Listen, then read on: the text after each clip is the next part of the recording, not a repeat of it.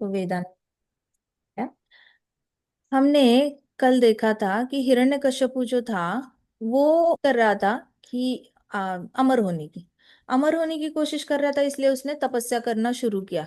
तपस्या करना शुरू किया तो ऐसे नॉर्मल तपस्या तो करी नहीं उसने।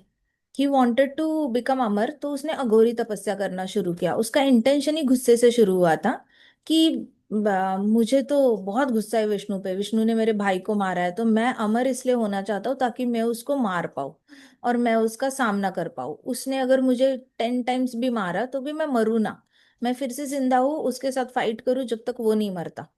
इस तरीके से he had a very evil intention. तो उस चक्कर में अघोरी तपस्या हो गई उससे।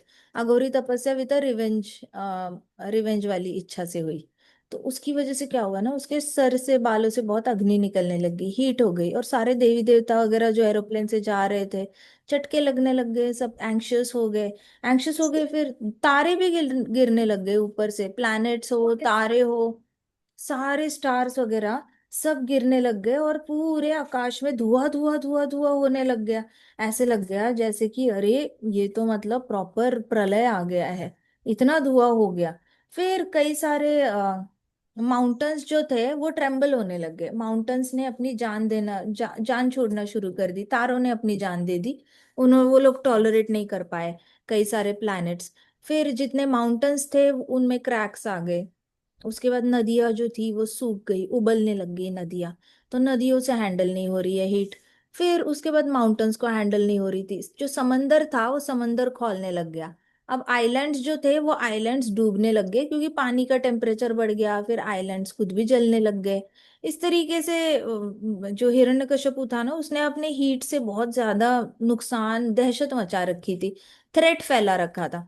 तो देवी देवताओं ने सोचा हम ब्रह्मा जी के पास भाग के चले जाते हैं, पापा है वो हमारे, हमें तो बचा ही लेंगे। तो वो ब्रह्मा जी के पास गए, ब्रह्मा जी के पास जाकर उनको बोला, हे भगवान, आपने तो पूरा ब्रह्मांड का रचे, आपने रचा है, इस ब्रह्मांड को बनाया है, और आपकी पोजीशन बहुत लालसामयी है। आपकी पोजीशन पे बैठने वाला इंसान अपने आप को बहुत भाग्यशाली समझेगा क्योंकि आपकी पोजीशन बहुत ज्यादा अट्रैक्टिव है। और हिरण्यकश्यपु जो है वो आपकी पोजीशन लेना चाहता है, ऐसे करके बोला। उसने इतनी अघोरी तपस्या की है कि वो चाहता है कि वो आपकी पोजीशन ले और हम लोगों को अपने पाँव के नीचे रख के हमारे ऊपर रूल करे वो। ऐसे करके हिरण्यकश्यपु की इच्छा है। तो ब्रह्मा जी ने फिर ऐसे आंखें खोली, एक ऐसे आईब्रो ऊपर की, और सुनते रहे। फिर सारे देवता बोले प्लीज मदद करो, प्लीज मदद करो, हिरण्यकश्यपु पूरा ब्रह्मांड डिस्ट्रॉय करने वाला है, नर्कलोक भी डिस्ट्रॉय हो जाएगा, प्लीज सब कुछ स्टॉप करो। ऐसे करके फिर देवता ने बोलना शुरू किया, हिरण्यकश्यपु सारा उसका प्लान है, अच्छे कर्मों का रिजल्ट बुरा करना है और बुरे कर्मों का रिजल्ट को अच्छा करना है। उसको पूरे ब्रह्मांड के पॉलिसीज को ही बदल देना है। ऐसे करके ये ठान कर वो ये कर रहा है। तो ब्रह्मा जी सोच ही रहे थे, इतने में एक देवता तो था वो खड़ा हो गया, अपने हाथ ऊपर किए, जिस पोजीशन में हिरण्यकश्यपु खड़ा था ना तपस्या करने में, उसी पोजीशन में देवता खड़ा हो गया। और उसने हिरण्यकश्यप की आवाज में आवाज ऐसे मोटी करी आवाज, और दहाड़ा वो दहाड़ कर बोला कि हे ब्रह्मा जी, मैं चाहता हूं कि आप अपनी जगह जो है वो मुझे दे दो। मैं सारे रूल्स को रिवर्स करना चाहता हूँ और मैं सबसे ज्यादा पावरफुल बनना चाहता हूँ। तो आप अभी के अभी अपनी पोजीशन मुझे दे दो, ऐसे करके जोर से चिल्ला के बोला। तो फिर ब्रह्मा जी काइंड ऑफ थोड़े से ना ट्रेम्बल हो गए। ब्रह्मा जी को भी लगा कि ये कैसी आवाज है, एकदम ही मतलब डरावनी आवाज निकली हुई है। तो हिरण्यकश्यपु जो था वो इतना उसको उसका ये लग गया था, डर लग गया था देवता लोगों को। उनको लग रहा था कि वो कुछ भी कर सकता है, हमारी पोजीशन मांग सकता है। फिर एक डेमिगॉड जो था वो शांत नहीं रह पाया, उसने तो बोला ही बोला कि आवाज निकाल कर कि मैं सारे कर्मों के रिजल्ट्स रिवर्स कर दूंगा, पापियों को पुण्य के रिजल्ट मिलेंगे, पुण्य वालों को पापियों के रिजल्ट मिलेंगे, जितने भी कस्टमरी प्रैक्टिसेस है उसको मैं बदल दूंगा, मतलब जो स्वयंभुआ मनु ने मनु संहिता में दिया है वो सब मैं बदल दूंगा, और पूरे ब्रह्मांड से ऊपर के लोक ही वैंक्विश कर दूंगा, सब कुछ वैंक्विश मतलब खत्म कर दूंगा।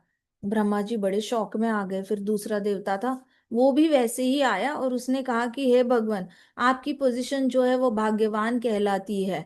तो उसने हिरण्यकश्यप की आवाज में बोला, आपकी पोजीशन मुझे दे दो, मैं ज्यादा डिजर्व करता हूँ इस पोजीशन पे। ऐसे करके फिर तीसरा देवता आया, उसने कहा कि देखो ये जो पोजीशन है आपकी, इस पोजीशन पे बैठ के गायों का रक्षण कर सकते हैं। ब्राह्मणों के लिए एक अच्छी जगह डिसाइड कर सकते हैं कहाँ पे पूरे ब्रह्मांड में गायों का और ब्राह्मणों का पॉपुलेशन बढ़ाया जा सकता है, अगर आपकी पोजीशन पे बैठा जाए तो। लेकिन अगर हिरण्यकश्यपु ब्रह्मा बन गया, क्योंकि जो कि वो बनना चाहता है, वो ब्रह्मा जी की पोजीशन लेना चाहता है, तो वो सबसे पहले गायों को और ब्राह्मणों को खत्म करेगा, और ये खत्म हो गए तो पृथ्वी से और पूरे ब्रह्मांड से खुशी और समृद्धि, सुख और समृद्धि जो है वो खत्म हो जाएगी। क्योंकि गायों की वजह से समृद्धि होती है और ब्राह्मणों की वजह से सुख होता है। तो सुख और समृद्धि पूरी तरह खत्म हो जाएगी अगर ये दोनों चले गए। क्यों ऐसा होता है कि नारायण भगवान को ये दोनों बहुत पसंद है। नारायण भगवान जो भी गाय की सेवा करता है उसके घर में बहुत लक्ष्मी आती है, और जो ब्राह्मणों की सेवा करता है उसके घर में बहुत सुख आता है। तो दोनों की सेवा करने वाले हमेशा सुखी रहते हैं और समृद्ध रहते हैं। तो इसलिए उसने कहा देवताओं ने, अभी किसी ने भी आज तक आपकी पोजीशन लेने की कोशिश नहीं की, लेकिन हिरण्यकश्यपु ऐसा ही कुछ प्लान कर रहा है ऐसे करके। अब ब्रह्मा जी ने जैसे ही सुना ये, तो ब्रह्मा जी भृगु मुनि के साथ, दक्ष के साथ और बाकी सारे जितने भी ऋषिगण थे ना, उन सबको लेकर वो मंदरा माउंटेन पर चले गए। तो ब्रह्मा जी अकेले नहीं गए, ब्रह्मा जी ने किस किस को लिया, भृगु मुनि को लिया, ताकि अगर हिरण्यकश्यपु कुछ भी गलत बोलता है तो हिरण्यकश्यपु को एटलीस्ट श्राप भी दिया जा सकता है later on, to counteract. तो भृगु मुनि को भी लेकर गए, फिर दक्ष को भी लेकर गए, क्योंकि दक्ष प्रजापति की जो पॉपुलेशन है, नेक्स्ट पॉपुलेशन क्रिएट करनी है, वो सारी डेंजर में थी। हिरण्यकशिपु ऐसे बिहेव करने लग गया था। तो भृगु मुनि और दक्ष ये सब गए वहां पर, और बाकी सारे जितने भी ऋषि थे उनको भी लेकर मंदरा माउंटेन पर ब्रह्मा जी गए। वहां पे गए, देखा तो हिरण्यकश्यपु जल रहा था, बुरी तरह जल रहा था, उसके शरीर पे पूरी आग आग आग लग चुकी थी। और उसका हाफ ऑफ द जो शरीर था ना, उसमें से हड्डियां बची थी, बाकी पूरा वो गायब ही हो गया था, उसका शरीर ही गायब हो गया था, कुछ बचा ही नहीं था। और बाल जल रहे थे, आग की लपटे लपटे लपटे लपटे ऊपर। तो ब्रह्मा जी को बड़ा मतलब ये लगा, अजीब लगा, ऐसा कौन करता है, इतनी अघोरी तपस्या करने की जरूरत क्या है, आपको जो चाहिए वो शांति से अच्छी तपस्या करके भी तो मिल सकता है। आपको इतना वायलेंट होने की क्या जरूरत है कि अपने आप को भी तकलीफ दे रहे हो, सबको डरा रहे हो, अपने आप को तकलीफ देकर आपकी तकलीफ से बाकी लोग भी डर रहे हैं। तो ब्रह्मा जी को ना ये थोड़ा सा ये सही नहीं लगा, जिस तरीके से हिरण्यकश्यपु ने तपस्या की थी, ये उनको अच्छा नहीं लगा, क्योंकि self harm is not a good way to get things done. Self harm करने से दूसरे को डराना और दूसरे को दिखाना कि तुम जिम्मेदार हो मेरी शरीर का बुरा होने के लिए, ये वाला सामने वाले को गिल्ट में भी डाल दो, सामने वाले को फियर में डाल दो, और फिर सामने वाले को हर्ट फील कराओ। तो ये वाली जो चीजें है ना, ये कोई दुश्मन ही कर सकता है अपने दुश्मन के साथ। अच्छे लोग तो एक दूसरे के साथ नहीं करते। और हिरण्यकशिपु तो दाता से कर रहा है, दाता मतलब अभी फिलहाल तो ब्रह्मा जी उसके लिए दाता है, क्योंकि ब्रह्मा जी वर देने वाले हैं। अब उनके साथ ही ऐसी गेम खेलेगा, गिल्ट में डालो, ब्लेम करो उनको, और बहुत ज्यादा उनको फील करवाओ कि आप ही जिम्मेदार हो, मैं जल गया, आप पहले आते तो इतनी बॉडी जलती नहीं मेरी। सो ब्रह्मा जी को ने ये देख के बिल्कुल अच्छा नहीं लगा जिस तरीके से हिरण्यकशिपु तपस्या कर रहा था। लेकिन ब्रह्मा जी आए वहां पर, अपने स्वान पे बैठ के आ गए ब्रह्मा जी। और उसके बाद सारे देवता भी वहीं पे, जो देवता थे, ऋषिगण थे, वो भी उनके साथ वहां पे आ गए। सब देख पा रहे थे कि हिरण्यकशिपु के कमर तक एंट हिल आया था। कमर तक एंट हिल मतलब जैसे चींटियां घर बनाती है ना, तो वो घर बनाते बनाते हाइट हो जाती है। अब हिरण्यकशिपु कोई 4-5 फीट का बंदा तो था नहीं, उसकी हाइट बहुत लंबी थी, वो 100-100 फुट से भी ऊंचा लंबा था। तो ऑलमोस्ट सब जो 50 फीट तक एंट हिल बन चुका था, मतलब चींटियों का घर बन चुका था उसके शरीर के ऊपर। और उसकी बॉडी जो थी उसमें कुछ बचा नहीं था, नीचे का शरीर सारा चींटियों ने खा रखा था, ऊपर का शरीर सारा खाकर उसमें आग लग चुकी थी। तो देखा जाए तो मांस नहीं बचा था, सिर्फ हड्डियां बची थी। अब वो जिंदा कैसे था, जिंदा इसलिए था क्योंकि हड्डियों के ढांचे में अंदर अगर लंग्स भी जल गए थे, अंदर की किडनी भी जल गई थी, लीवर भी जल गया था, पेट भी जल गया था, इंटरनल ऑर्गन्स जल गए थे। सोचो, ऐसा नहीं कि ऊपर ऊपर से आग लगी है, उसका इंटरनल सब खत्म हो चुका था। लेकिन फिर भी क्यों जिंदा था, क्योंकि हार्ट के यहाँ पे जो रिब्स होते हैं लेफ्ट साइड में, उसकी कैविटी में आत्मा और परमात्मा अभी भी उन्होंने प्राणवायु में फ्लोट हो रहे थे, प्राणवायु अभी भी शरीर से बाहर निकला नहीं था। प्राण वायु नहीं निकला, बाकी सारे 5 वायु नहीं निकले, वो वहीं पे शरीर के उसी एरिया में घूम रहे थे। जो स्केलेटन वाला एरिया होता है उसमें अभी भी प्राणवायु ट्रैवल कर रहा था, प्राण अपान सपान व्यान उद्यान। तो ये वायु अभी भी सर्कुलेट हो रहे थे शरीर में, भले ही सारे इंटरनल ऑर्गन्स जल गए थे और हड्डियों का ढांचा बचा था बस, and still he was alive. तो ये वाला साइंटिस्ट्स को समझ में नहीं आता। साइंटिस्ट्स के हिसाब से अगर आपका हार्ट जल जाता है तो यू डाई, बट शास्त्रों के हिसाब से जिंदगी का और हार्ट का कोई कनेक्शन है नहीं, क्योंकि उस कैविटी में प्राण वायु इज इम्पोर्टेंट, आत्मा एंड परमात्मा। तो हमारे लिए 3 कॉम्बिनेशंस बड़े इंपॉर्टेंट होते हैं, आत्मा परमात्मा प्राणवायु। ये 3 कॉम्बिनेशंस अगर शरीर के अंदर फ्लोट कर रहे हैं ना तो शरीर जिंदा रहेगा। फिर चाहे उसमें स्किन रहे ना रहे, बाहर के ऑर्गन्स रहे अंदर के ऑर्गन्स रहे, ये हड्डियां नहीं होती और सिर्फ हिरण्यकशिपु का हेड लटक रहा होता ना तो भी हिरण्यकशिपु जिंदा होता, क्योंकि उस कैविटी में नीचे आत्मा परमात्मा और प्राणवायु फिर भी घूम रहे होते उसके यहाँ पर। सबसे पहले इंपॉर्टेंट है समझना कि ये जिंदा कैसे था। और वो इतना ज्यादा तपस्या कर रहा है, गरम गरम हो चुका है, फिर भी सबने देखा कि हिरण्यकश्यपु जिंदा है अच्छे से। और वो अभी भी उस वो जो मंत्र पठन कर रहा है उसकी आवाजें आ रही है सामने से, वो देख पा रहे थे। बहुत बड़ा चींटी का घर बन चुका था उसके शरीर पर, और उसका शरीर सिर्फ बाम्बू की लकड़ियां कैसे होती है ना वैसे बच चुका है। बाकी कुछ नहीं बचा उसके शरीर पर, सब चींटियों ने खा रखा है और जला हुआ है। तो looking closer and following the source of heat, Brahma ji ने देखा कि यहाँ पे तो कुछ भी नहीं है, ऐसा लग रहा है जैसे चींटियों का घर है, और इस घर से बहुत हीट निकल रही है, कुछ समझ में नहीं आ रहा यहाँ पे क्या है। ऐसे करके तो ब्रह्मा जी स्वॉन से उतरे, अपने राजहंस पे बैठ के आए थे ना, उससे उतरे ब्रह्मा जी, नीचे उतरे और उन्होंने ऐसे ऐसे ऐसे आंखें छोटी करके वो चेक करने लग गए। उनको सोर्स चेक करना था कि हीट आ कहाँ से रही है एग्जैक्टली exactly। और ब्रह्मा जी को हिरण्यकश्यपु उस चींटियों के मिट्टी का जो घर बना था उसके अंदर दिख गया हिरण्यकश्यपु। जैसे ही उन्होंने स्पॉट किया, देखा तो उसका शरीर पूरा स्केलेटन बन गया है, बंदे का कुछ भी नहीं बचा हुआ है। तो ब्रह्मा जी बड़े शॉक हो गए। और ब्रह्मा जी ने बहुत सालों बाद ऐसी कोई मतलब, ब्रह्मा जी के लिए भी वो फर्स्ट टाइम ही था। उनको भी लगा नहीं था कि ऐसा कोई शरीर खड़ा रह सकता है। ब्रह्मा जी भी शॉक्ड थे कि इज ही अलाइव इवन। तो उनको थोड़ा सा शॉक लगा था और वो ऐसे थोड़े से विस्मय चकित होकर देखने लग गए। देखा तो चींटियों ने had devoured the demon's flesh and blood, मतलब चींटियों ने खून भी पी लिया था और शरीर भी खा लिया था। मकोड़े होंगे चींटियां होंगी, एंट हिल बोला है, तो कुछ भी नहीं बचा था, सब खा रखा था उसका शरीर के अंदर नहीं बाहर, बाहर का कुछ नहीं बचा अंदर का कुछ नहीं बचा, और फिर भी वो जिंदा है। ब्रह्मा जी बड़े हैरान हो गए। Brahma ji was astonished. देखो ब्रह्मा जी खुद एस्टोनिश्ड है, मतलब ब्रह्मा जी को खुद पता नहीं ऐसा कोई साइंस एग्जिस्ट करता है जिससे कि शरीर का सारा पुर्जा जाने के बाद भी इंसान जिंदा रह सकता है।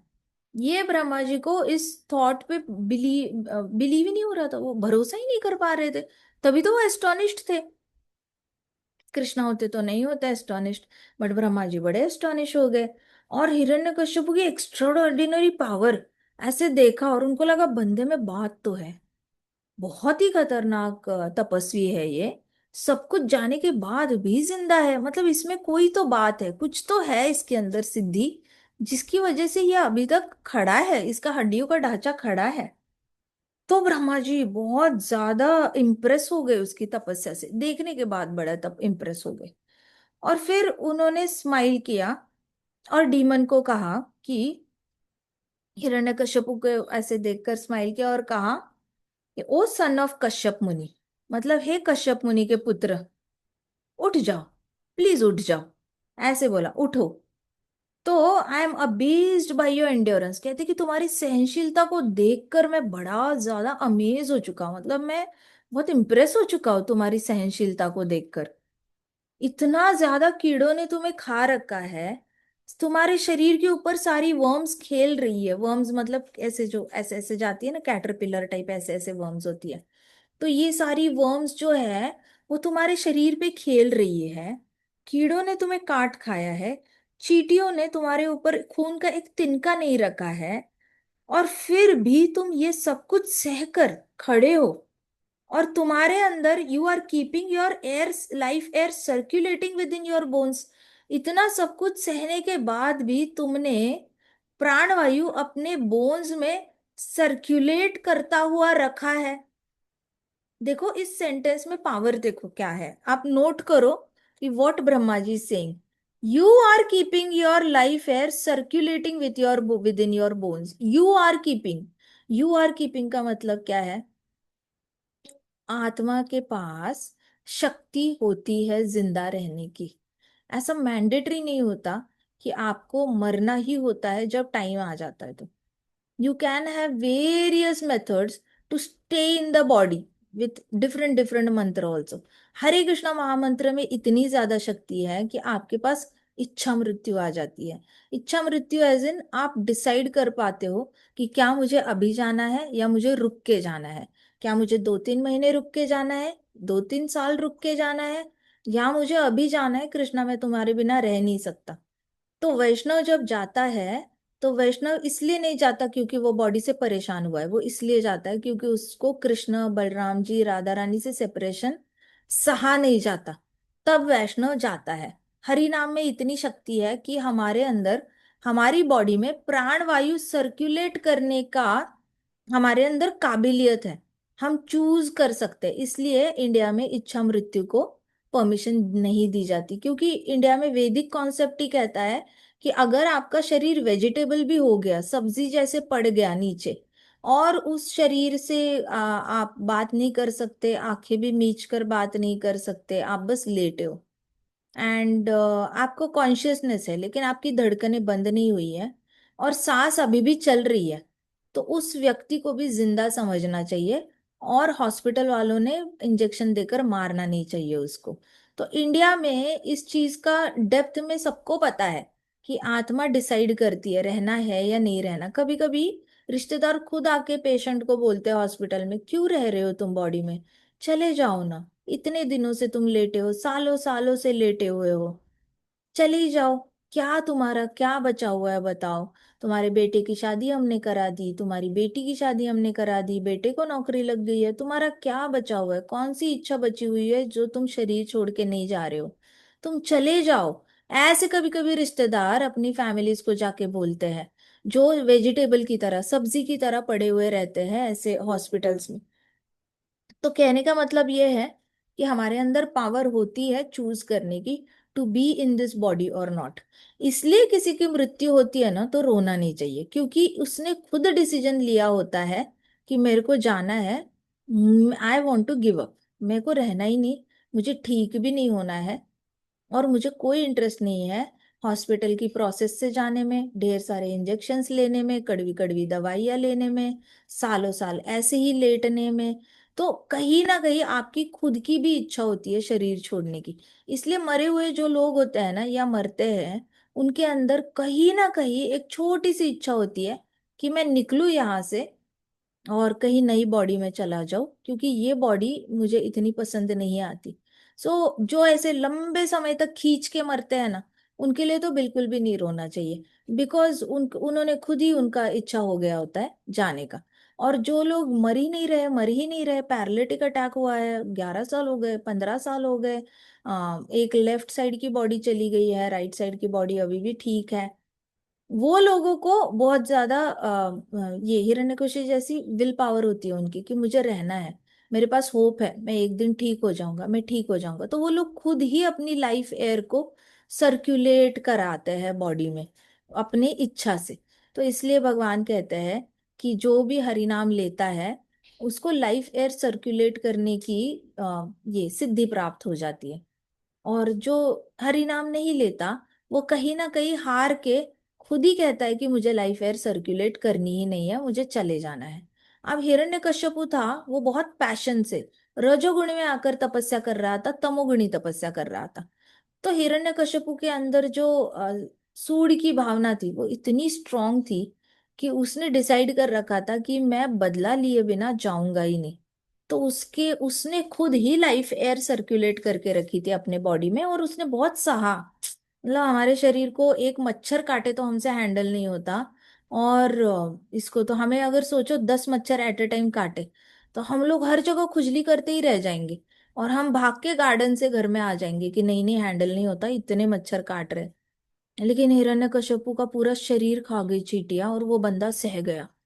कितनी सहनशीलता होगी, मतलब उसके अंदर कितनी शक्ति होगी, ये सोचो मन की शक्ति कितनी होगी कि वो सह पाया। इसलिए Brahma ji was immensely impressed और कहते कि इतना सब कुछ होने के बाद भी तुमने अपना प्राण वायु सर्कुलेट करके रखा है शरीर में, इसके लिए मैं तुम्हारी बहुत ज्यादा तारीफ करता हूँ। फिर ब्रह्मा जी ने कहा संत महात्मा भी जो है, वो भी इतने सारे ऋषिगण हैं यहाँ पे, तो काफी ऋषिगणों को लेकर गए थे ना, तो ब्रह्मा जी ने ऐसे ऋषिगणों को पॉइंट करके कहा कि संत महात्मा ऋषिगण जो है, ये भी कभी वो काम ऐसी तपस्या ना कर पाए जो तुमने करके दिखाई है हिरण्यकश्यपु, कश्यप मुनि के बेटे। ऐसे कहा, जो तपस्या तुमने करी है ना भूतो ना भविष्यति, आज तक ना किसी ने करी है ना आगे कभी कोई कर पाएगा। ऐसे करके डिक्लेरेशन ही कर दी ब्रह्मा जी ने। ब्रह्मा जी ने सहनशीलता का, जो हम कहते हैं ना, बहुत सह लिया मैंने, अब नहीं सह सकते, सहनशीलता की लिमिट होती है। ये हुआ, इसको भी सहन किया, इसको भी सहन किया, ये भी सह लिया, वो भी सह लिया, कितना सहे, अब बंद, आज से हम सहेंगे नहीं। तो ये तो थ्रेशोल्ड होता ही नहीं है सहनशीलता का, सहनशीलता का कोई थ्रेशोल्ड ही नहीं होता। सहनशीलता का मतलब अनलिमिटेड सहनशीलता होती है, क्योंकि वो एक वर्च्यू है, वो एक सत्वगुण ही आपका एक गुण है, जिसका कोई लिमिट नहीं होता। जो लोग कहते हैं ना बहुत लिमिट हो गया सहनशीलता का, अब हम नहीं करेंगे सहनशीलता, अब हम तलवारें उठाएंगे, अब हम ये करेंगे वो करेंगे, तो आपका लिमिट को खत्म हो गया है। इसका मतलब ये नहीं कि सहनशीलता को कोई लिमिट होता है। हिरण्यकश्यपु ने ये प्रूव करके दिखाया, इसलिए ब्रह्मा जी बड़े इंप्रेस हो गए थे। वैसे तो अपने लिए जो भी होता है वो सह लेना चाहिए, कृष्ण और गुरु के प्रति कुछ होता है, अपराध होता है, तो उसको नहीं सह लेना चाहिए, लेकिन अपने प्रति कोई करता है तो उसको सह लेना चाहिए। वैसे अभी ब्रह्मा जी कह रहे थे कि तुम्हारे जैसा ना कोई आज तक किसी ने अघोरी तपस्या करी है, ना कोई आगे करेगा, क्योंकि बाकी लोगों ने तो अपने मांस काट के डाले थे लेकिन पूरा बॉडी गिव अप नहीं किया था, उसका लंग इंटैक्ट था, लिवर इंटैक्ट था, किडनी इंटैक्ट थी, पेट भी, आंतड़ियां भी थी। लेकिन हिरण्यकशिपु को कुछ भी नहीं था, कुछ भी नहीं बचा था, आंतड़ी अभी खा ली थी चींटियों ने। इसलिए ब्रह्मा जी ने कहा कि तीनों लोकों में तुम्हारे जैसा तपस्वी ना कभी बना है, ना कभी बनेगा। ऐसे करके ब्रह्मा जी ने बड़े खुश होकर अपने कमंडलू से ऐसे जल निकाला और ऐसे ऐसे करके झटका उसके शरीर पे। और फिर उन्होंने कहा कि तुम इतने सालों से बिना पानी पिए यहाँ पे खड़े हो, इतने हजारों हजारों सालों से, मतलब स्वर्ग लोक के 100 साल, तो तुम हजारों हजारों सालों से बिना पानी पिए यहाँ पे खड़े हो, इससे ही पता चलता है कि ये तपस्या कोई साधारण तपस्या नहीं है, और तुम्हें डेफिनेटली कुछ ना कुछ चाहिए जिसकी वजह से तुम इतनी तकलीफ उठाने के लिए तैयार हो गए। तो मेरे माय डियर सन ऑफ दीति, मतलब हे दीति के बेटे, मेरे प्रिय दीति के बेटे, तुमने तपस्या का पीक अचीव कर लिया है, मतलब तपस्या की जो लास्ट पॉइंट होता है ना, फर्स्ट रैंक ले लिया है तुमने तपस्या में। और तुमने जो इम्पॉसिबल है वो इम्पॉसिबल करके दिखाया है। You have done the impossible, मतलब जो कोई कर नहीं सकता वो तुमने करके दिखाया है, क्योंकि तुम्हारे अंदर क्या है, ग्रेट डिटर्मिनेशन। तो इम्पॉसिबल वर्ड उनके लिए एग्जिस्ट ही नहीं करता जिनके अंदर डिटर्मिनेशन होती है, अंडरस्टूड। जिनके अंदर डिटर्मिनेशन होती ही नहीं है ना, उनके लिए तो मतलब एक ईंट उठाना भी पहाड़ के बराबर है। उनके लिए तो उनको बोलो ना पंखा साफ कर दो, नहीं नहीं हमसे नहीं होगा। डिटर्मिनेशन ही नहीं है, कुछ नहीं करना उन्होंने, कुछ भी नहीं करना जीवन में। कुछ बोलो करने के लिए, बोलेंगे ये नहीं हमसे होगा। वो सबसे पहले उनके अंदर पहला ही वर्ड आता है, नहीं नहीं, नो नो नो नो। तो जिनका अंदर से ही ये शब्द आता है ना, no no, I can't do it, I can't do it, इनके अंदर डिटर्मिनेशन ही जीरो होता है। और जिसके अंदर डिटर्मिनेशन होता है ना, उसके लिए इम्पॉसिबल ये वर्ड एग्जिस्ट ही नहीं करता दुनिया में। क्यों नहीं करता? क्योंकि कृष्णा का गुण है ना, कृष्णा के लिए इम्पॉसिबल ये वर्ड एग्जिस्ट नहीं करता। तो कृष्णा के बच्चों में भी आएगा, डीमंस भी कृष्णा के बच्चे हैं, देवता भी कृष्णा के बच्चे हैं, इंसान भी कृष्णा के बच्चे हैं। तो इम्पॉसिबल ये वर्ड जो है वो हिरण्यकश्यपु के डिक्शनरी में तो था नहीं। क्योंकि इसकी डिटर्मिनेशन ही 100% थी। अब सोचो, असुरों के पास डिटर्मिनेशन है लेकिन हमारे पास कम पड़ जाती है। हम कभी करते हैं भक्ति, कभी नहीं करते। सो यू हैव कॉन्कर्ड मी, ब्रह्मा जी ने कहा तुमने मेरा दिल जीत लिया है। तुम्हें जो पूछना है मुझसे पूछो, मैं पूरी कोशिश करूंगा तुम्हारी इच्छा पूरी करने की। तो सोचो ब्रह्मा जी निकले कहाँ से थे? अपने घर से निकले थे, तो डर के निकले थे कि हे भगवान, ये पता नहीं मेरा पद मांग लेगा, ये मेरा घर मांग लेगा, मेरे बेटों को अपने पाँव के नीचे की जुत्ती बना के रखेगा डेमिगॉड्स को, इसको क्या मांगने वाला है पता नहीं। तो पूरा मॉरल सपोर्ट लेकर घूम रहे थे। ऋषिगणों को लेकर गए, संत महात्माओं को लेकर गए, दक्ष को लेकर गए। दक्ष को तो बड़ा गुस्सा आता है, उसको गुस्सा आ जाए तो वो लड़ाई करने पे उतर आ जाता है, वो किसी की इज्जत नहीं करता। फिर भी दक्ष को लेकर गए, अगर झगड़ा करना पड़ा तो दक्ष झगड़ा कर लेगा। तो ब्रह्मा जी इतना मॉरल सपोर्ट लेकर गए थे, फिजिकल सपोर्ट लेकर गए थे। वहां जाकर फुल ऑन इम्प्रेस हो गए हिरण्यकश्यप की तपस्या से और खुद ही पिघल गए। और कहते मैं बड़ा इम्प्रेस हूँ, तुम्हें जो मांगना है बताओ, मैं पूरी कोशिश करूंगा तुम्हारी इच्छा पूरी करने की। सो ये होता है मेहनती इंसान ना, जो मेहनती होता है डिटर्मिनेशन वाला, वो किसी को भी इम्प्रेस करता है। अगर किसी को इम्प्रेस करना है ना, सबसे बड़ा गुण होता है डिटर्मिनेशन एंड हार्डवर्क। ये दो चीजों से ना दुनिया में ऐसा कोई नहीं है जो इम्प्रेस नहीं हो सकता और आपको यश नहीं आ सकता। तो हिरण्यकशिपु था, हार्डवर्किंग भी था और डिटरमाइंड भी था। तो the spark with in the calendar skeleton glowed brighter. जैसे ब्रह्मा जी ने ऐसे पानी छिड़का ना, वैसे ही ऐसे लगा जैसे कि स्केलेटन के अंदर से एक अलग से एक लाइट स्पार्क हो गई हो। ऐसे लाइट स्पार्क हो गई हो, ऐसे लगा जैसे किसी ने फुलझड़ी लगा दी हो। तो ऐसे स्पार्किंग लाइट निकली और सारे डेमिगॉड्स एक दूसरे को ऐसे देखने लग गए कि अरे अंदर ऐसे कैसे स्पार्क्स ऐसे कैसे निकल रहे हैं। एक दूसरे को देख रहे थे। इतने में ब्रह्मा जी ने कहा, ओ बेस्ट ऑफ द असुराज, मतलब ओ असुरों में श्रेष्ठ असुर। हम देवी देवता जो है वो हम ऊपर के लोकों में रहते हैं और हम इंसानों की तरह मरते नहीं है। But even though you are the subject to death, तुम नीचे के लोकों में रहते हो। और इवन दो मतलब इवन दो तुम्हारा मृत्यु तय है, ये समझ लो कि तुम्हारा जो ऑडियंस है, your audience with me won't go in when. तो कहती कि तुम्हारा तो मृत्यु तय है क्योंकि तुम नीचे के लोकों में रहते हो, हम ऊपर के लोग होते हैं तो हम इंसानों की तरह नहीं मरते। इसका मतलब क्या है? ब्रह्मा जी की मृत्यु प्रलय से नहीं होती, जल के नहीं होती, डूब के नहीं होती, सफोकेट होके नहीं होती। ब्रह्मा जी को प्रॉपर टाइम दिया जाता है मेडिटेशन करने के लिए, और बताया जाता है कि इस टाइम पे प्रलय होने वाला है। उससे पहले मेडिटेशन करके अपने ब्रह्मरंध्र केंद्र से एग्जिट कर लेना, ये बॉडी को छोड़ देना। और दूसरी बॉडी ऑलरेडी रेडी रहती है। ब्रह्मा जी का अगर इच्छा है कि मुझे बड़े ब्रह्मांड का बड़ा ब्रह्मा जी बनना है, 10 हेड वाला, 100 करोड़ हेड वाला, 10 करोड़ हेड वाला, हजारों हेड वाला, लाखों हेड वाला ब्रह्मा जी बनना है, तो उनकी नेक्स्ट बॉडी कहीं ना कहीं रेडी रहती है जहां पे ब्रह्मा जी जाके जन्म ले लेते हैं उनके डिजायर के बेसिस पर। अगर ब्रह्मा जी की इच्छा है कि मैं वैकुंठ ही चला जाऊं, तो वो मेडिटेशन करेंगे चरण कमलों पे और वैकुंठ चले जाएंगे। तो ये totally depends upon Brahma ji. वैसे ही ये गिफ्ट किसको है? सत्यलोक वाले जो लोग हैं, जनलोक वाले, तपोलोक वाले और महरलोक वाले। तो ये लोगों को गिफ्ट है कि ये खुद मेडिटेशन में बैठ के समाधि में जाके प्रलय उनको हिट करे, गर्मी, सर्दी, पानी का प्रलय उनको हिट करे, उससे पहले वो शरीर छोड़ के डिसाइड कर सकते हैं उन्होंने नेक्स्ट ब्रह्मांड में जाना है, बगल वाले ब्रह्मांड में जाना है, या वैकुंठ जाना है। उनको फुल ऑन फ्रीडम होता है। इसलिए उनकी मृत्यु हम लोगों जैसी नहीं होती, जो हॉस्पिटल में मलमूत्र त्यागते त्यागते करते हैं। इंसानों वाली मृत्यु नहीं होती, पस वाली मृत्यु, गंदी वाली। उनकी मृत्यु बहुत ही सोफिस्टिकेटेड तरीके से होती है, और मृत्यु होती भी नहीं है, वो खुद ही शरीर को त्याग देते हैं। इसलिए ब्रह्मा जी ने कहा कि हे हिरण्यकश्यपु, हम देवताओं का मृत्यु तुम्हारे जैसा नहीं होता। अब ये बाकी सारे जो देवता है, ये लोग भी हमारे जैसे नहीं मरते, क्योंकि उनको भी ऑप्शन दिया जाता है कि अगर आपको बॉडी एग्जिट करनी है तो तरीके से एग्जिट करना, आपको हम हेल्प करेंगे। उनके लिए यज्ञ किए जाते हैं और यज्ञ में ये लोग खुद अपना नेक्स्ट बॉडी डिसाइड करके वहां पे चले जाते हैं। अगर इंद्र के अंदर इच्छा होगी कि मुझे और एक बार इंद्र बनना है, किसी और ब्रह्मांड में उसको इंद्र बना दिया जाएगा। सो इनको भी तरीके से एग्जिट करने की परमिशन होती है।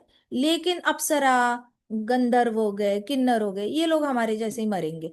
बट जो प्रॉपर जो देवी देवता रिस्पॉन्सिबिलिटी वाले देवी देवता है, ये लोग हमारे जैसे नहीं मरते। तो ब्रह्मा जी ने कहा कि हमें तो पता है हमारी मृत्यु आप लोगों की तरह नहीं होती, लेकिन तुम्हारा नुकसान नहीं होगा। तुमने अगर मेरा दर्शन किया और मैं तुमसे इम्प्रेस हुआ हूं ना, तो तुम्हारा नुकसान डेफिनेटली नहीं होगा। तुम्हें कुछ ना कुछ तो आज के मेरे दर्शन से प्राप्त होगा ही होगा। ऐसे करके ब्रह्मा जी बड़े हैप्पी हो गए थे हिरण्यकश्यप का डिटर्मिनेशन देखकर। फिर ये बोल के ब्रह्मा जी ने क्या किया, ब्रह्मा जी ने हिरण्यकश्यपु के स्केलेटन पर सारा पानी फेंक दिया। अभी क्या हुआ, एंट हिल जो है वो ऑटोमेटिकली क्रम्बल हो गया। मतलब जो चींटियों का जो घर बना था उसके शरीर पे, वो ऑटोमेटिकली नीचे ऐसे गिरने लग गया। जैसे लैंडस्लाइड नहीं होती पहाड़ों की, वैसे करके ऑटोमेटिकली क्रम्बल होना शुरू हो गया। और हिरण्यकश्यपु के हाथों में पाँव में जान आना शुरू हो गई, क्योंकि अभी अगर पहाड़ गिरता ना, तो हिरण्यकश्यपु का स्केलेटन भी गिर जाना था। तो जैसे जैसे स्केलेटन गिरने लग गया, उससे पहले क्या होने लग गया, शरीर में जान आना शुरू हो गई। हिरण्यकश्यपु के धीरे धीरे सारे पार्ट्स पे ना, अंदर से इनर सारे जो ये होते हैं इनर ऑर्गन्स, वो जनरेट होने लग गए। और धीरे धीरे क्या होने लग गया, उसके ऊपर स्किन भी आना शुरू हो गई। तो नीचे से ऊपर जैसे ना ऐसे स्किन जनरेट होने लग गई थी, शरीर बनने लग गया था उसका। dazzling golden form emerged, limbs so strong that they could bear blow of thunderbolt। धीरे धीरे हिरण्यकश्यपु के जो लिम्स बने मतलब हाथ बने, पांव बने, पेट बना, पीठ बनी उसकी, गला बना। तो ये सारे जो बने ना, फिर वो लोहे जैसे मजबूत बनने लग गए। मतलब ऐसे लगा जैसे सामने किसी ने आयरन मैन खड़ा कर दिया है। इतना ज्यादा स्ट्रॉन्ग शरीर निकला, पहले जितना स्ट्रॉन्ग था ना, उससे भी ज्यादा मल्टीपल टाइम्स लोहे का शरीर जैसे होता है, मेटालिक शरीर, वैसे वाला उसका शरीर बनने लग गया। तो ब्रह्मा जी ने ऑलरेडी उसको एक बड़ा तगड़ा शरीर गिफ्ट करा था कि आगे से तू तपस्या करेगा तो तेरे ऊपर चींटियां चढ़ेंगी ना, फिर भी तेरा शरीर खा नहीं पाएंगी है।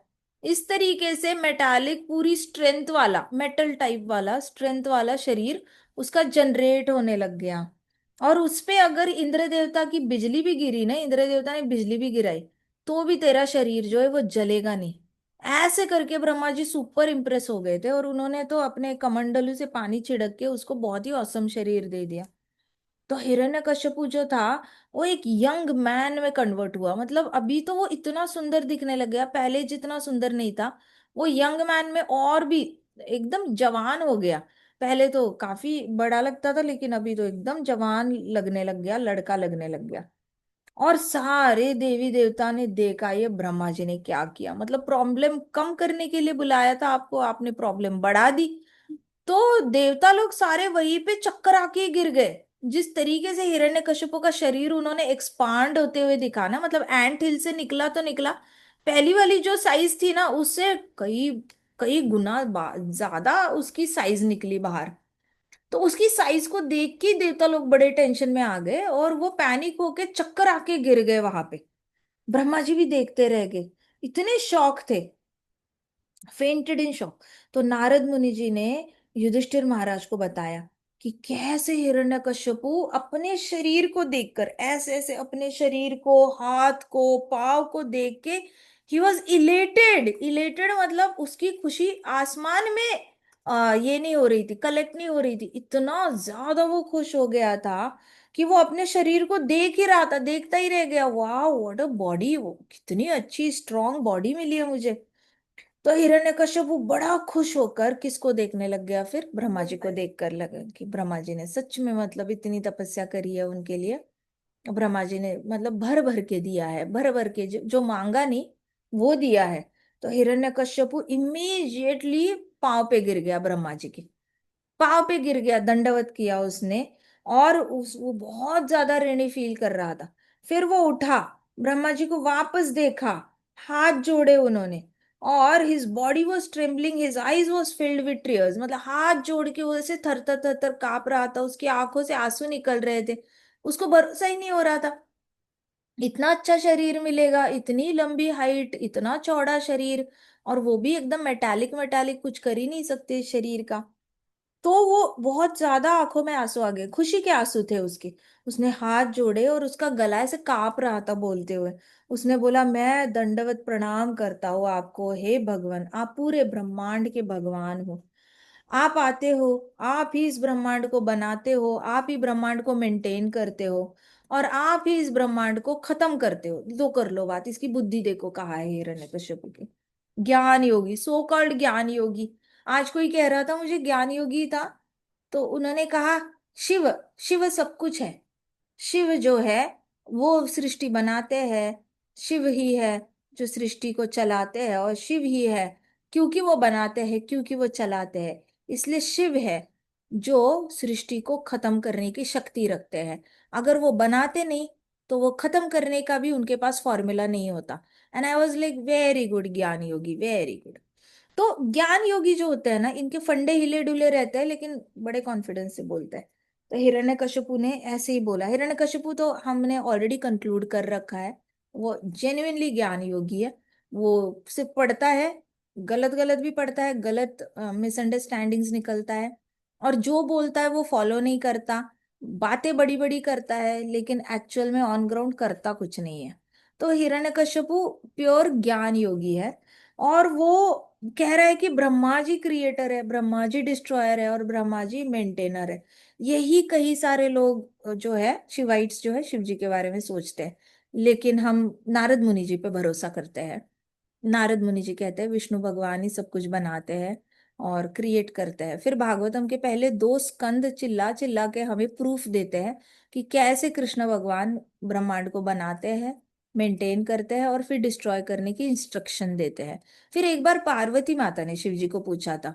पार्वती माता की शादी हो चुकी थी, और पार्वती माता को लगता था शिव जी मेरे पास आएंगे, मेरे साथ टाइम बिताएंगे, मेरे साथ बातें करेंगे, मेरे साथ बैठकर लस्सी पियेंगे, छाछ पियेंगे, हम बैठकर बातें करेंगे, हम अपना घर बनाएंगे, घर सजाएंगे, हमारे बच्चे होंगे। लेकिन कुछ भी नहीं हो रहा था इसमें से। तो पार्वती माता एक दिन बड़े प्यार से उन्होंने शिव जी को, शिव जी मेडिटेशन कर रहे थे, बड़े प्यार से उन्होंने शिव जी को पूछा, ऐसे करके डिस्टर्ब किया, ऐसे मतलब ऐसे टैप किया उनके नीज पे, और कहा, सुनो आप मुझे एक बात बताओगे? तो शिव जी ने आंखें खोली, कहती कि मैं शादी हुई है तब से देख रही हूँ, आप किस पे तपस्या करते हो, आप क्या करते हो मेडिटेशन में, who do you meditate upon, आप किस पे मेडिटेट करते हो? तो शिव जी ने कहा, मैं भगवान विष्णु पे मेडिटेट करता हूँ। वो जो इस सृष्टि के रचयिता है, सृष्टि का पालन भी करते हैं, और जब सृष्टि का संहार करना होता है तब मुझे खास कर दर्शन देकर बताते हैं कि सृष्टि का संहार करना है, उठ जाओ। तो मेडिटेशन से आज तक उन्होंने ही मुझे उठाया है। जब वो उठाते नहीं है तब तक मैं मेडिटेशन करता हूँ भगवान पर, और जब वो उठा देते हैं तो मैं तांडव करता हूँ, और पूरे संहार करके वापस में मेडिटेशन पे बैठ जाता हूँ। तो पार्वती माता वाज लाइक, हे भगवान, मुझे अभी संहार होने तक वेट करना पड़ेगा, तब मेरा पति उठेगा, फिर मुझे टाइम देगा, लेकिन वो तो डांस करेगा, फिर वो सब खत्म कर देगा, फिर वापस मेडिटेशन में बैठेगा। पार्वती माता तो बड़ी टेंशन आ गई। फिर पार्वती माता ने कहा, मेरे मन में संसार करने की इच्छा है। तो कहते हैं, हाँ, पति का परम धर्म होता है पत्नी की इच्छा पूरी करना। फिर शिव जी ने टाइम स्पेंड करना शुरू किया, तब शिव जी को पता चला कि अच्छा हाँ, टाइम स्पेंड करना भी चाहिए। तो वहां भी शिव जी ने डिक्लेयर किया था पार्वती माता को कि वो किस पे मेडिटेट करते हैं, उन्होंने खुद ही डिक्लेयर किया था। ब्रह्मा जी खुद ही बोलते हैं कि भगवान विष्णु के अलावा मैं अमर, मैं खुद अमर नहीं हूँ, सिर्फ भगवान विष्णु अमर है। लेकिन हिरण्यकश्यपु को इसमें से कुछ नहीं पता। हिरण्यकश्यपु ने बोला कि ब्रह्मा जी, आप ही सृष्टि बनाते हो, मेंटेन करते हो और खत्म कर देते हो। आपके अंदर ही सारी शक्ति है, ब्रह्मांड की सारी शक्तियां आपके अंदर विराजमान है। आपके अंदर है, तीनों गुण है आपके अंदर, रजोगुण, तमोगुण, सत्वगुण, सब भर भर के है, इसलिए आपके पास अनलिमिटेड शक्तियां है। आप रजोगुण के भी शेल्टर हो, तमोगुण के भी शेल्टर हो, और सत्वगुण के भी शेल्टर हो। मतलब इन शॉर्ट हिरण्यकशिपु कहना चाहता है, ब्रह्मा जी आपके पास सत्वगुण है क्योंकि आप सृष्टि को बनाते हो, आपके अंदर रजोगुण है क्योंकि आपके अंदर से रजोगुणी देवता लोग जन्म लेते हैं, आपके अंदर तमोगुण है क्योंकि आपके अंदर से असुर लोग जन्म लेते हैं। सत्वगुण है क्योंकि आपके अंदर से ऋषिगण जन्म लेते हैं। आपके अंदर तो तीनों गुण का निवास है। आप ही छाता बन के बैठे हो इन तीन गुणों के लिए। इसलिए आपके पास सारी शक्तियां हैं, जब चाहे सत्वगुण यूज कर लो, जब चाहे रजोगुण यूज कर लो, जब चाहे तमोगुण यूज कर लो। आपके पास तो भर भर के तीनों गुण भरे पड़े हैं। तो हे भगवान, आप ही सारे ब्रह्मांड में जो भी होता है उसको मैनिफेस्ट करने के कारण आप ही हो। सारी आत्माओं को एक शरीर मैनिफेस्ट होता है, उसका कारण कौन हो? आप ही हो। आप ही शरीर देते हो सारी आत्माओं को। जो भी आत्माएं भटक रही होती है शरीर के लिए, उनको शरीर देने का कारण आप बन जाते हो। आप ही पूरी तरह इस संसार की ओरिजिन हो। इस संसार अगर कहीं से बनता है तो ब्रह्मा जी आप से ही बनता है। आपके ही फोरहेड से सब कुछ निकलता है। और आप ही जो हो किसी के कंट्रोलर हो, master and controller of all living beings. आप ही सारी जीवात्माओं को कंट्रोल करते हो और सारी जीवात्मा के मालिक भी आप ही। आप ही परमात्मा हो। सारी जीवात्माओं के अंदर रहने वाले परमात्मा कौन है? ब्रह्मा जी आप ही हो। आपका ना शुरुआत है, ना आपका कोई अंत है। आप हमेशा से थे, हमेशा से हो, हमेशा से रहोगे। आप इटर्नल टाइम हो, आप ही काल चक्र हो, आप ही काली शक्ति हो। और आप ही जीवात्माओं की लाइफ कम करते हो, आप ही जीवात्माओं की लाइफ बढ़ा देते हो। आपके हाथ में सबका रिमोट कंट्रोल है। और आप कभी भी नहीं बदलते, सीरियसली। ब्रह्मा जी को कभी ब्रह्मा जी मतलब यंग भी होते हैं। हमने ब्रह्मा जी को बड़ी वाली दाढ़ी में भी देखा है, वाइट वाली। और हमने ब्रह्मा जी को बड़े स्वीट स्वीट यंग बॉय के रूप में भी देखा है जब वो जन्मे थे। तो क्यूट ब्रह्मा जी भी देखे हमने, ओल्ड ब्रह्मा जी भी देखे हैं। लेकिन हिरण्यकशिपु कह रहा है कि आप कभी बदलते ही नहीं हो। आपको कभी बुढ़ापा ही नहीं आता। और आपको there is nothing separate from you, मतलब आप और ब्रह्मांड में अंतर ही नहीं है। आप ही ब्रह्मांड हो, ब्रह्मांड ही आप हो। और आप इस सारे गुणों के अंदर हो, सारे गुण आपके अंदर है। फिर भी आप इस गुणों के ऊपर मन से रहते हो। आपके अंदर बहुत सारी अनलिमिटेड शक्तियां हैं। आपकी बाह्य बाह्य शक्तियां, एक्सटर्नल शक्ति भी बहुत है। इंटरनल मन की शक्ति भी आपके पास बहुत है।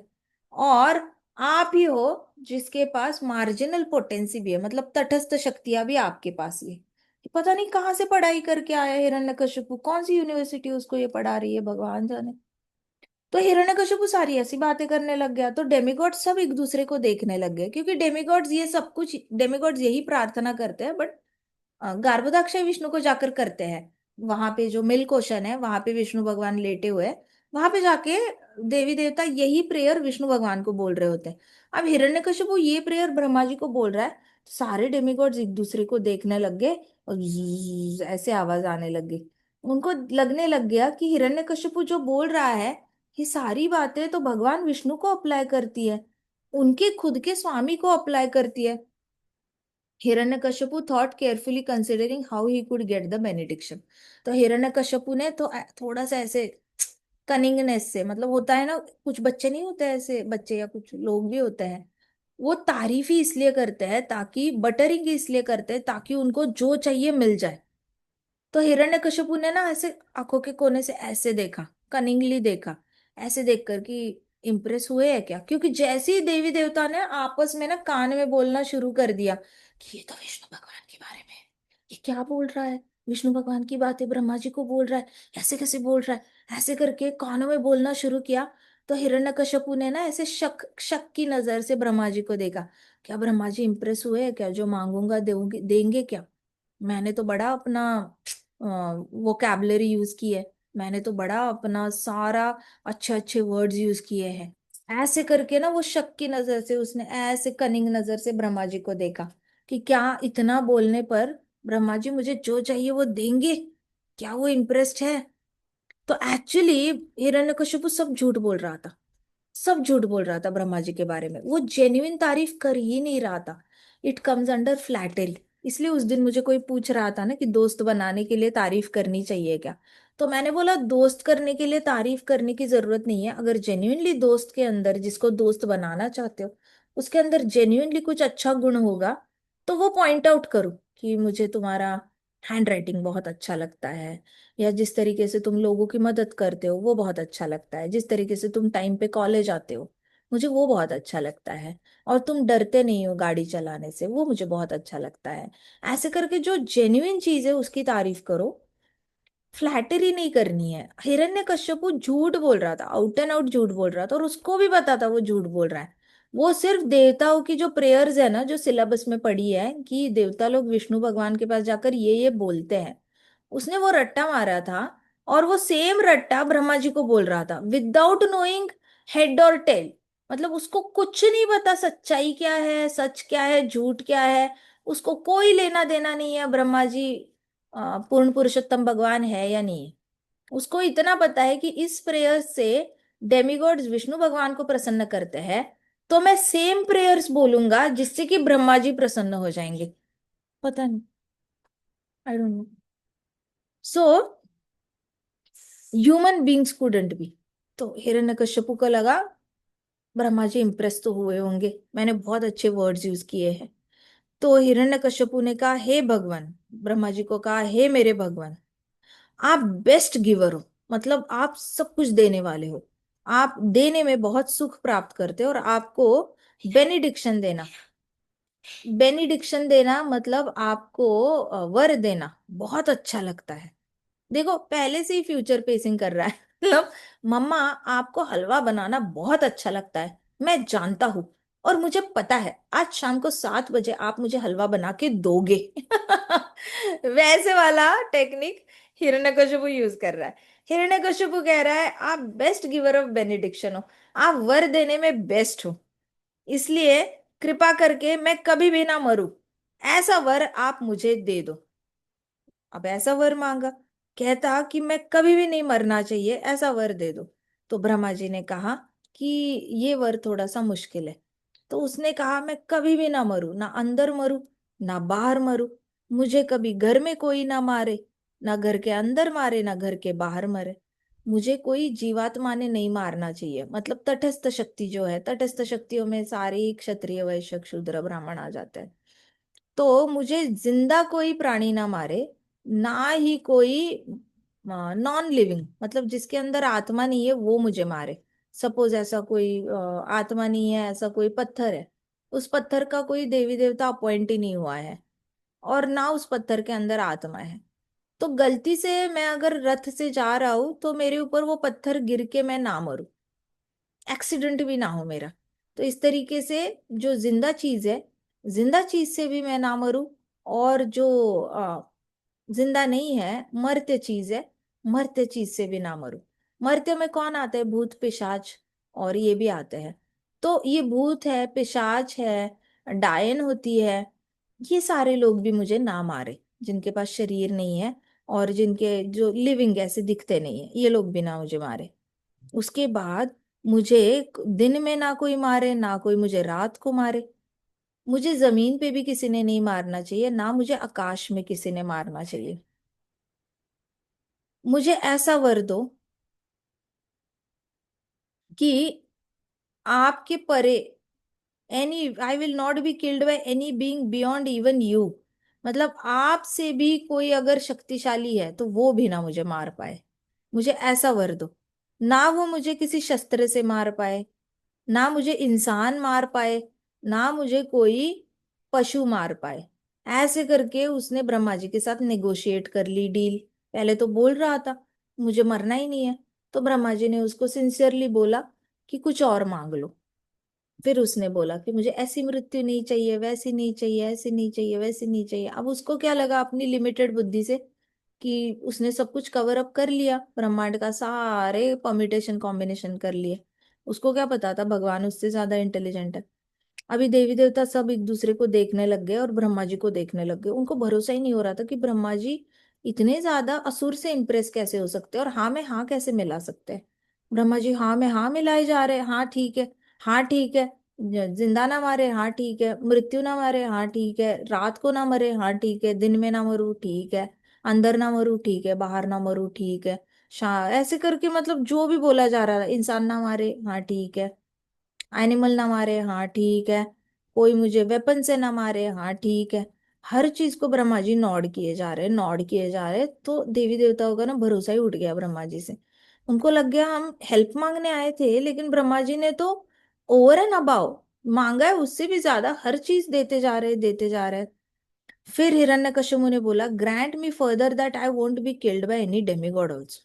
तो उन्होंने कहा मुझे और भी वर चाहिए, मुझे कोई देवता भी ना मार पाए, मुझे कोई दानव भी ना मार पाए, मुझे कोई असुर ना मार पाए, और साथ साथ ओ, और साथ साथ मुझे कोई बड़ा से बड़ा सांप भी ना मार पाए। नीचे के लोगों का सांप, क्योंकि पाताल में कई सारे सांप होते हैं ना, तो उसने कहा कि नीचे के लोगों के सारे सांप इकट्ठे आ गए, तो वो सांप भी इकट्ठे आकर मुझे ना मार पाए, ऐसा वर मुझे दे दो। फिर उसने कहा कि मेरी किसी के साथ फिलहाल तो दुश्मनी नहीं है, लेकिन grant me that I may have no rival in battle. मतलब मुझे ऐसा वर दो कि अ, युद्ध भूमि में मेरी कंपटीशन में कोई खड़ा ही ना हो पाए। मतलब मेरे लिए लड़ने के लिए खड़ा ही ना हो। इट इज लाइक अर्जुन खड़ा है कुरुक्षेत्र में, और कौरव पार्टी एब्सेंट ही रह गई डर के। तो हिरण्यकशिपु को ऐसे चाहिए था कि अगर मैं युद्ध भूमि में खड़ा हो जाऊं ना, तो कोई युद्ध भूमि में खड़ा होने की हिम्मत ही ना दिखाए। इस तरीके से मुझे वर दो कि मेरे पास इतनी स्ट्रेंथ होनी चाहिए कि मेरा कोई कंपटीटर ही ना हो, मेरे पास कोई कंपटीटर नहीं होना चाहिए, मैं ही सबसे बेस्ट हूं। अंडरस्टूड। फिर उसने कहा कि मुझे सारी जीवात्माओं पे कंट्रोल दे दो, जितनी भी डीटीज है उस पे कंट्रोल दे दो, और उसके बाद मुझे हायर पोजीशन दे दो। मतलब मुझे ओहदा भी ऊपर का चाहिए। अब आपने मुझे ना मरने वाला तो अच्छे से अलग अलग परमिटेशन कॉम्बिनेशन करके दिया है, लेकिन अब मुझे पावर भी चाहिए। अमर तो होना है, लेकिन चींटी की तरह कमजोर होके अमर नहीं बनना है, मुझे पावर चाहिए साथ साथ। इसलिए मुझे वर दो कि पूरा ब्रह्मांड, पूरी सृष्टि मेरे मुट्ठी में रहे, मेरे कंट्रोल में रहे, ऐसे करके मुझे वर दो।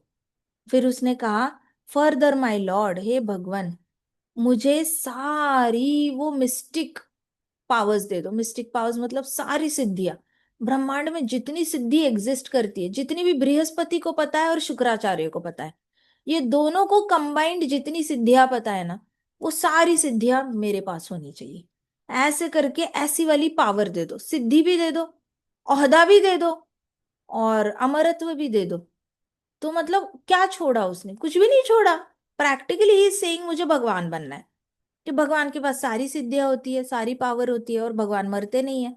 तो इसने भी ना मरने वाले बहुत सारे तरीके निकाले, लेकिन साथ साथ उसको भगवान वाली पावर भी चाहिए, और भगवान वाली सारी सिद्धियां भी चाहिए। उसको ये नहीं पता कि भौतिक जगत की सिद्धियां अलग होती है और आध्यात्मिक जगत की सिद्धियां अलग होती है। उसकी नॉलेज ही भौतिक जगत की थी। तो उसने कहा मुझे सारी मिस्टिक पावर्स चाहिए, ऐसे कहा। और फिर उसने कहा कि मुझे ऐसा वर दो कि मेरे पास अभी आप जो भी दे रहे हो ना, वो कभी खत्म ही ना हो, वो कभी भी खत्म ना हो, ऐसे वाला वर दे दो। ये जो भी मुझे आज मिल रहा है वो परमानेंटली मेरे साथ रहे। अब देखते हैं ब्रह्मा जी क्या कहते हैं, कल देखते हैं, ठीक है। ग्रंथराज श्रीमद् भागवतम की जय। शिल प्रभुपाद की जय। श्री श्री राधा श्याम सुंदर की जय। श्री श्री कृष्ण बलराम की, जय वृंदावन धाम की जय। जय समस्त भक्त वृंद की जय। हरे कृष्णा कृष्णा कृष्णा हरे हरे, हरे राम राम राम हरे हरे। हरे कृष्ण महासंकीर्तन यज्ञ की जय। जय। हरे हरे कृष्णा कृष्णा, माता। हरे कृष्णा, दंडवत प्रणाम।